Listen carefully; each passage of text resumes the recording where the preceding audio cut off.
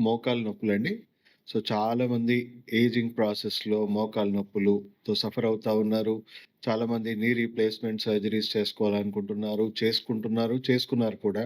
And చాలా young ఏజ్‌లో కూడా చాలామంది మోకాళ్ళలో కంప్లెయింట్స్ వస్తా ఉన్నాయి. మోకాలు నొప్పులొస్తా ఉన్నాయి. సో, ఫస్ట్ థింగ్ మోకాలు నొప్పులు రావడానికి కారణాలు మనం చూసుకుంటే ఇవేమి వైరస్, బాక్టీరియా వల్ల రావండి. చాలా రేర్‌గా ఇన్ఫెక్షన్స్‌తోనొస్తాయి. చాలా రేర్ ఆల్‌మోస్ట్ మనం నెగ్లిజిబుల్ అని చెప్పొచ్చు.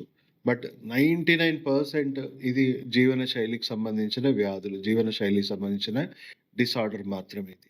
సో, మోకాలు నొప్పులు రావడానికి ఏజింగ్ ప్రాసెస్‌లో సర్వసాధారణంగా మనం చూసుకుంటే మన పెద్దవాళ్ళు, తాతలు వాళ్ళకి మనము ఏజింగ్ ప్రాసెస్‌లో మనం చూస్తా ఉంటాం. వాళ్ళు బాగా మోకాలు నొప్పులతో సఫర్ అవుతా ఉన్నారు. కానీ ఇక్కడ ఇంకో సైడ్ కూడా మనం చూడాలి. కొంతమంది అంత వయసు మీద పడ్డా గూడా వాళ్ళలో మోకాలు నొప్పులు లేవు. చాలా తక్కువ మంది ఉండొచ్చు. కానీ అలాంటి వాళ్ళు గూడా మనం చూస్తా ఉన్నాం. సో, వాళ్ళకెందుకు లేవు, వీళ్ళకెందుకు ఉన్నాయి అనే విషయం ఫస్ట్ మనం తెలుసుకోవాలి. సో, ఏజింగ్ ప్రాసెస్‌లో మన అవయవాల పనితీరు కానీ ఇవన్నీ కూడా డౌన్ అవుతా ఉంటాయి గదా! అంటే ఏజింగ్ ప్రాసెస్‌లో మనం వేర్ అండ్ టేర్ అవుతా ఉంటది. మన బాడీలో టాక్సిసిటీ ఇవన్నీ పెరిగిపోతా ఉంటాయి. సో, మన మెటబాలిజం స్లో డౌన్ అయిపోతుంది. మన బాడీలో రకరకాల మార్పులొస్తా ఉంటాయి. సో, మార్పుల వల్ల మన అవయవాల పనితీరు గూడా స్లో డౌన్ అయిపోతుంది. లేదా కొన్ని వీక్ అయిపోవడం, డ్యామేజ్ అయిపోవడం గూడా జరుగుతా ఉంటుంది. సో, మన ఎముకల్ని మెయింటైన్ జేయాల్సిన ముఖ్యమైన అవయవాలు ఏంటి అని మనం చూసుకుంటే ఎస్పెషల్లీ కిడ్నీ, బ్లాడర్ అండి. ఈ కిడ్నీ, బ్లాడర్ మన బాడీలో వాటర్ ఎలిమెంట్ అంటే బాడీలో ఉన్న వాటర్ మెటబాలిజంని కూడా అది మేనేజ్ చేయాలి.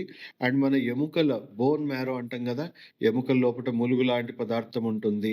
ఎముకల మధ్యలో జిగురు లాంటి పదార్థం ఉంది.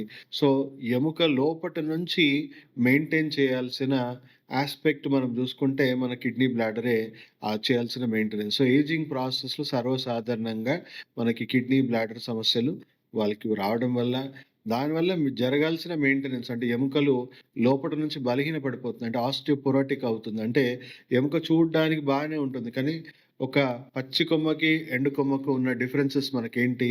లోపట మొత్తం బ్రిటిల్ గుల్లలుగా మారిపోతుంది. సో, అలా పచ్చి కొమ్మ నుంచి అది ఎండు కొమ్మగా మారుతుంది. ఎందుకు? ఆ మెయింటెనెన్స్ అనేది సరిగ్గా జరగట్లేదు అనే విషయం మనం ఫస్ట్ తెలుసుకోవాలి.